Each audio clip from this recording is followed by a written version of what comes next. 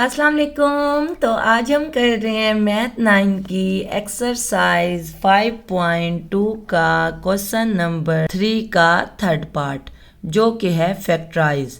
तो third part में total 3 terms दिए हुए हैं, हमने फैक्टराइज करना है, छोटे छोटे फैक्टर्स में छोटी छोटी ब्रैकेट्स में तब्दील करना है। तो अब हम चलते हैं सोल्यूशन की तरफ। देखें, फर्स्ट और थर्ड टर्म को हम एज इट इज़ लिख लेंगे, यानी कि 24x² प्लस 21। इस बीच वाली एक टर्म से ऐसी 2 टर्म बनानी है जिन्हें हम ऐड या सब्ट्रैक्ट करें तो -65x आए। इन दोनों को मल्टीप्लाई करें तो पहली और आखिरी वैल्यू को मल्टीप्लाई करके जो आंसर आता है वही आंसर इन दो को मल्टीप्लाई करके आए। देखें, पहली और आखिरी वैल्यू को मल्टीप्लाई करके हमने साइड पे लिख लिया। ब्रैकेट का क्या मतलब है? मल्टीप्लाई ना। तो 24 जब 21 से मल्टीप्लाई हुआ है तो वो 504x² आ गया है। अब 504x² को अब माइंड में बिठा लें। क्यों बिठा लें? क्योंकि हमने जो -65x से 2 टर्म बनानी है, जब उन दोनों को मल्टीप्लाई करें तो उनका भी आंसर 504x² आना चाहिए। तो देखें, यही बात मैंने नीचे लिख दी है कि हमने ऐसी 2 टर्म बनानी है जिन्हें हम ऐड करें तो -65x आए, और उन दोनों टर्म को, उन्हीं दोनों टर्म को जब मल्टीप्लाई करें तो 504x² आए। अब सवाल ये है कि हमने 2 कौन सी टर्म बनानी है। देखें ना, बहुत सारी टर्म्स ऐसी होंगी जो -65 बना रही होंगी, लेकिन हमने कौन सी वो 2 टर्म लेनी है, उसके लिए मैंने 3 एग्जाम्पल्स लिखी हैं, 3 ऐसी 2 टर्म्स लिखी हैं तो -65 बनाने हैं। मैंने सिर्फ यही 3 लिखी हैं।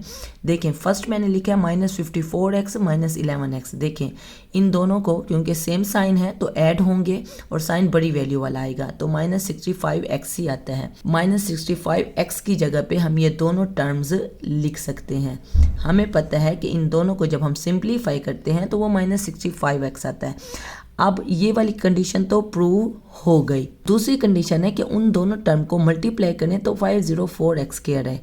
तो हमने इन दोनों को जब मल्टीप्लाई किया तो वो 594x² आया, जो कि गलत है। हमें क्या चाहिए? हमें 504x² चाहिए।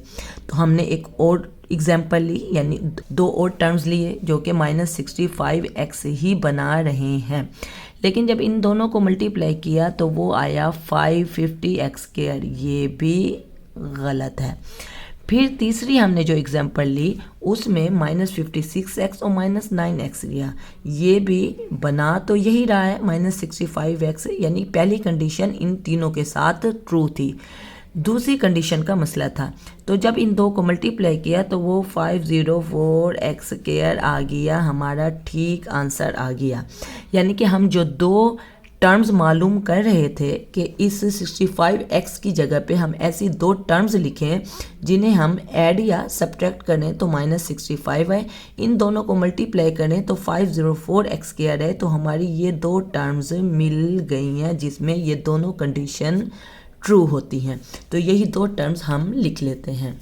देखें, यही 2 टर्म्स लिख लिए, सारा काम यही था। ये जो ब्लैक पेन और ग्रीन पेन से लिखा हुआ है ये आपको लिखने की ज़रूरत नहीं है क्वेश्चन में, ये आपको समझाने के लिए है। तो असल काम यही था कि इस एक टर्म से हमने कौन सी 2 टर्म्स बनानी है। तो ये काम हो गया। नेक्स्ट ये है कि इन पहली 2 टर्म्स में देखेंगे क्या चीज़ कॉमन है।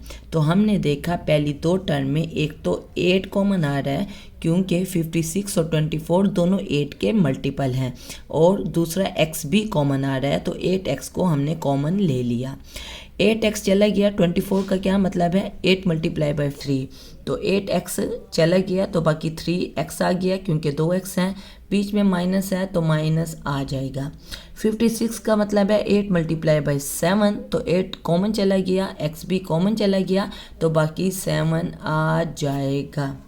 अब अगली 2 टर्म्स में देखेंगे क्या चीज़ कॉमन है। देखें, पहली टर्म के साथ माइनस लगा हुआ है, जब पहली टर्म के साथ माइनस हो तो उसको हम कॉमन ले लेते हैं। इन दोनों टर्म्स में 3 कॉमन आ रहा है, तो 3 को हमने कॉमन ले लिया। 9 का क्या मतलब है? 9 का मतलब है 3 × 3, 3 चला गया तो बाकी 3x आ जाएगा।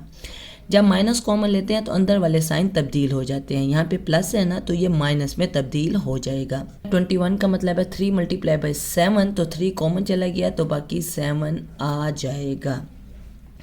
तो देखें नेक्स्ट स्टेप में 3x माइनस 7, 3x माइनस 7, अगर ब्रैकेट सेम आई है तो इसका मतलब है इस एक टर्म से हमने जो दो टर्म्स बनाई हैं वो बिल्कुल ठीक बनाई हैं। ये चेक भी हो जाता है कि हम क्वेश्चन ठीक कर रहे हैं या नहीं। अब 3x माइनस 7 क्योंकि सेम ब्रैकेट है तो इस पूरी ब्रैकेट को हम कॉमन ले लेते हैं, यानी कि 3x माइनस 7 को हमने कॉमन ले लिया। तो यहाँ पे क्या बचा, यहाँ पे 8x बच गया, 8x आ जाएगा। अगली टर्म में देखा 3x माइनस 7 चला गया तो बाकी -3 बच गया, तो इसको हमने अलग ब्रैकेट में लिख लिया। और ये हमारा आंसर है क्वेश्चन नंबर 3 के थर्ड पार्ट का। देखें 3 टर्म्स दिए हुए थे, हमने फैक्टराइज करना था, तो देखिए हमने 2 फैक्टर्स में 2 ब्रैकेट्स में तब्दील कर दिया है।